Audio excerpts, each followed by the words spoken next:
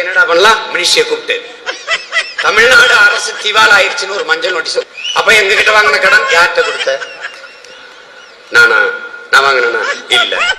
பார்வதி, என் பிள்ளையோட அறிவை இந்த உலகத்துல மத்த மனுஷ தோண்ட காலத்துல இருந்து இப்படி ஒரு விளக்கத்தை யாரா சொல்லிட்டாங்க.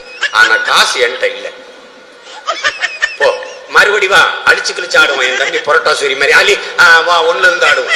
இப்ப என்ன பண்ணுவோம்னா, நான் கடன் கேட்கிறேன், கொடு. சார் உள்ள கூட்டு போய் சூடா கொடுங்க. அது போ வாங்க. இப்ப மண்டையில ஏறடா, போய் சூடா இருக்கு. போயா போ வாங்க. டேய் டீசன்டா போ, கத்தாத அன்னை கத்தறடா. டேய் ஓடாத, டீசன்டா போ, காட்டி குத்துறாத, ஓடாத, டீசன்டா போ. என்னால முடியாது. உன்னால என்ன செய்ய முடியும்? என்கிட்ட கடன் கட்ட காசு இல்ல. என்ன செய்வ? யார்கிட்ட கொடுத்தே போய் வாங்கி.